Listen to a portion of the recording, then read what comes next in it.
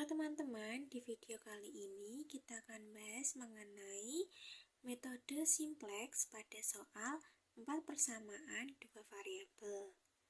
Sebelumnya video ini dibuat untuk pemenuhan tugas MZ 501 program linier.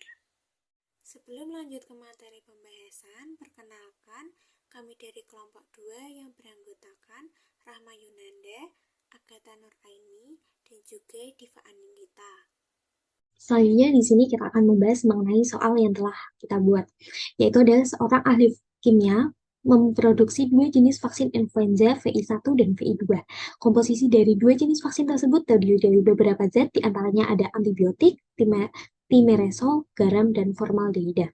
Setiap unit VI1 mengandung 8 mg antibiotik, 2 mg timerosal, 1,5 mg garam, dan 5 mg formaldehida.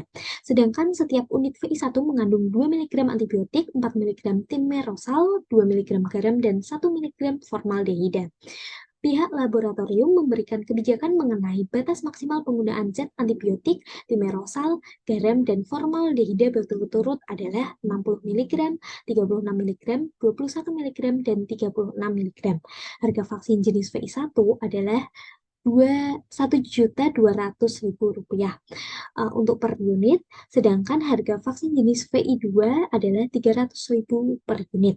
Jika ahli kimia tersebut menghendaki untuk mendapatkan keuntungan maksimal, berapa keuntungan yang didapat oleh ahli kimia dalam memproduksi dua jenis vaksin tersebut? Baik, untuk menyelesaikan masalah tersebut, pertama-tama kita harus memodelkan menjadi bentuk matematika.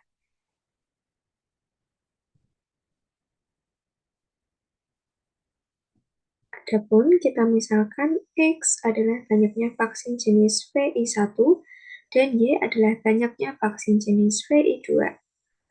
Nah, dari permasalahan yang diketahui, maka kami dapat membuat tabel sebagai berikut. Yang pertama ada jenis vaksin, kedua ada antibiotik, timerosal, garam, formaldehida, dan juga harga. Nah, dari soal tersebut, dari soal dan dari tabel, maka kita dapat membentuk fungsi kendala. Fungsi kendala yang pertama yaitu 8x plus 2y kurang dari sama dengan 60. Nah, ini diperoleh dari kendala ketersediaan antibiotik, kemudian persamaan 2x plus 4y kurang dari sama dengan 36, yang diperoleh dari kendala ketersediaan timerosal. Yang ketiga, 1,5x ditambah 2y kurang dari sama dengan 21, yang merupakan kendala dari ketersediaan garam. Yang keempat adalah 5x plus y kurang dari sama dengan 36, yang merupakan kendala dari ketersediaan formaldehida. Dan yang kelima adalah x plus y lebih dari sama dengan 0, yang merupakan syarat non-negatif. Adapun fungsi tujuannya dalam kasus ini adalah memaksimalkan, maka dapat ditulis Z max sama dengan 1.200.000 ditambah 1.200.000 X ditambah 300.000 Y. Baik, langkah selanjutnya adalah mengubah ke bentuk standar simplex. Karena masalah ini adalah masalah yang berkaitan dengan fungsi maksimum, maka kita akan menambahkan variabel select di sini, teman-teman. Persamaan 1 kita ubah menjadi 8x plus 2y tambah S1 sama dengan 60. Kemudian persamaan kedua menjadi 2x plus 4y plus S2 sama dengan 36. Persamaan ketiga menjadi 1,5x ditambah 2y ditambah S3 sama dengan 21. Dan yang keempat menjadi 5x plus y plus S4 sama dengan 36. Maka Z max-nya di sini tetap 1.200.000 X ditambah 300.000 Y ditambah dengan 0S1, 0S2, 0S3, dan 0S4. Di mana X, Y, S1, S2, S3, S4 lebih dari sama dengan 0.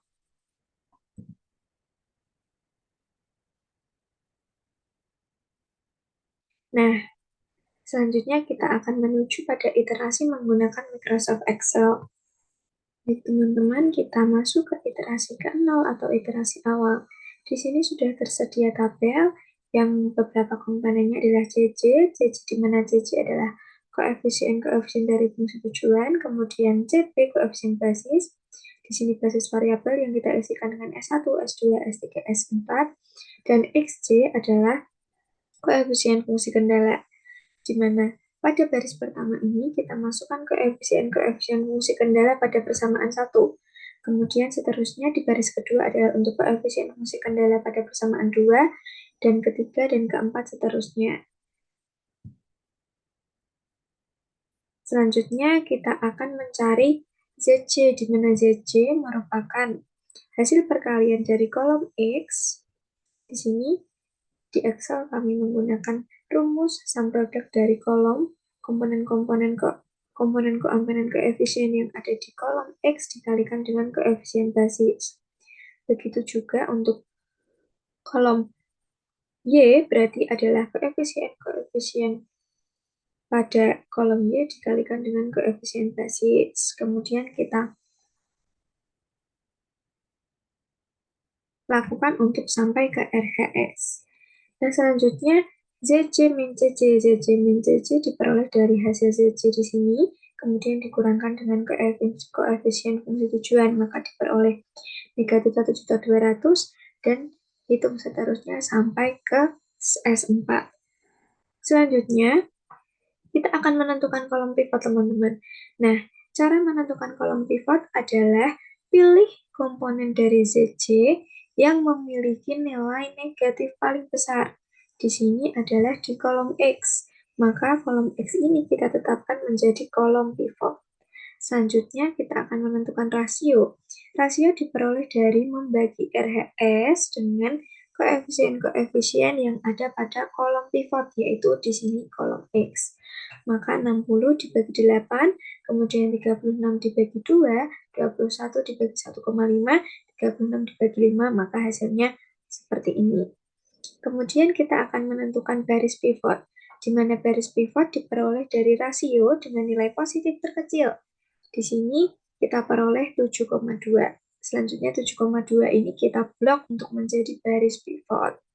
Nah, perlu teman-teman ketahui di sini yang menjadi kolom pivot akan menjadi variabel yang masuk, kemudian yang dilalui oleh baris pivot akan menjadi variabel keluar.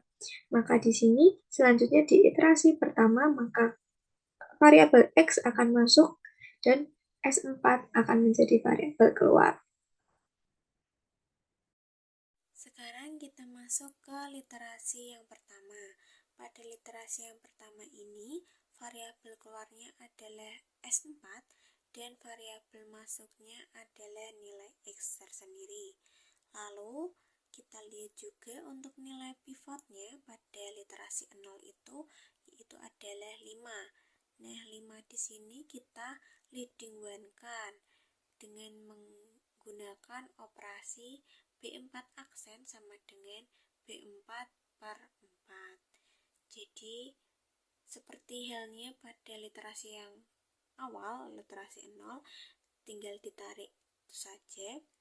Lalu, untuk S1, S2, dan S3 itu sama, kita ubah menjadi 0 supaya satunya hanya ada di X saja, menggunakan operasi yang telah disediakan tersebut di samping ya.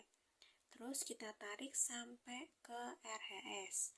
Nah, untuk mencari ZC-nya itu sama seperti pada literasi 0, yaitu menggunakan sum product seperti itu, lalu kita tarik sampai RHS. Lalu selanjutnya untuk nilai ZC min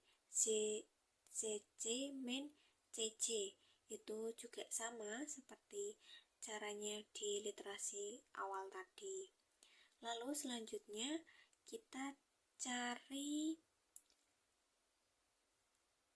kolom pivotnya. Nah, kolom pivot ini kita cari yang nilai ZC min CC-nya paling negatif. Nah, itu kan ada negatif 60.000. Nah, itu kita warnai kolomnya seperti itu sebagai penanda. Lalu selanjutnya kita hitung rasionya. Rasio itu dihitung dengan cara RHS dibagi pada kolom yang sudah kita warnai tersebut. Nah, hasilnya jadi seperti itu, teman-teman. Lalu selanjutnya kita cari baris pivot. Nah, baris pivot ini kita cari yang nilai rasionya paling positif terkecil. Nah, paling positif terkecil kita lihat itu terdapat angka 6, 6, 6, dan 36. Nah, untuk S1, S2, S3-nya sama 6 semua nilai rasionya. Jadi kita pilih salah satu di antara mereka. Jadi di sini kita pilih yang S2. Selanjutnya kita akan melanjutkan iterasi kedua atau iterasi 2. Nah, pada iterasi 2 ini kita dapat melihat pada iterasi sebelumnya, yaitu pada kolom pivotnya itu ada di variabel Y, maka variabel masuknya yaitu variabel Y, di mana kita bisa mengubah CB-nya itu di fungsi tujuannya Y, yaitu 300.000. Kemudian untuk variabel keluarnya ada pada baris pivot sebelumnya, yaitu ada di S2. Kemudian nilai pivotnya ada di 3,6 yang nanti akan dilidingguankan di iterasi 2. Untuk melidingguankan yaitu B2 aksen sama dengan B2 pada iterasi 1 dibagi 3,6. Nah, maka nilainya 1. Kemudian selain melidingguan kita bisa menolkan semuanya pada variabel-variabel tersebut. Nah, cara mengenolkannya kita bisa melihat pada operasi di samping ini. Jadi B1 aksen sama dengan B1 pada iterasi sebelumnya dikurangi 0,4 dikali B2 aksen atau B2 pada iterasi kedua ini. Kemudian untuk B3 yaitu B3 aksen sama dengan B3 pada iterasi pertama atau iterasi 1 dikurangi 1,7 dikali B2 aksen atau B2 aksen yaitu B2 pada iterasi 2. Kemudian untuk B4 aksennya sama dengan B4 aksen sama dengan B4 dikurangi 0,2 dikali, maaf ini ada kesalahan penulisan, dikali B2 aksen. B2 aksen atau yang ada di sini. Nah, kemudian untuk nilai ZC-nya sama seperti sebelumnya, yaitu sum product atau penjumlahan dari perkalian antara CB dan variabel-variabelnya ini. Nah, maka di sini dapatkan ZC sama dengan 1.200.000. Di sini YC-nya ada 300.000 dan selanjutnya kita bisa menarik dengan mengunci rumusnya ini. Pada kolom D dikunci. Nah, kita bisa tarik hingga ke RHS-nya. Nah, untuk ZC, bagaimana cara YC-nya? Cara YC min CC, mohon maaf, YC min CC ya sama seperti sebelumnya, ini ada di ZC min CC. Seperti itu. Nah, kemudian karena ZC min CC-nya sudah tidak ada nilai negatif, maka iterasi akan dihentikan dan kita dapat menemukan nilai maksimum atau nilai fungsi Z max-nya, yaitu ada di 9 juta. Selanjutnya, kita dapat menyimpulkan bahwa dari iterasi menggunakan metode simplex tersebut dapat disimpulkan bahwa keuntungan maksimal yang didapatkan oleh ahli kimia untuk memproduksi dua jenis vaksin influenza, di mana ada VI1 dan VI2, yaitu 9 juta rupiah.